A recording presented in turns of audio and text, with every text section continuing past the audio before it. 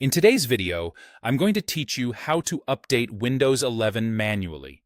Keeping your PC up to date is one of the simplest ways to improve security, fix bugs, and get the latest features from Microsoft.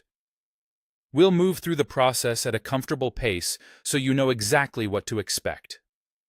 First, open the Windows Settings app. The quickest way is to press the Windows key and the letter I at the same time. That keyboard shortcut takes you straight into settings without digging through menus.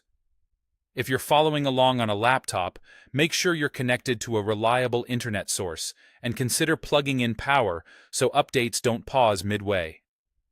Once settings is open, look for the Windows Update section. On most systems, you'll find it in the sidebar. This is the hub where Windows checks for new patches, drivers, and feature improvements. It also shows your current update status and any pending actions that might require your attention. Next, click Check for Updates. Windows will scan Microsoft's servers to see what's available for your device. This can take a few moments, especially if it's been a while since your last update or if Microsoft has released a large set of patches. While it's checking, avoid shutting down your PC or disconnecting from the internet. When results appear, install all available updates.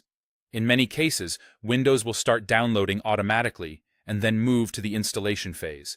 You might see different categories, such as security updates, quality updates, and device drivers. Let the process run to completion.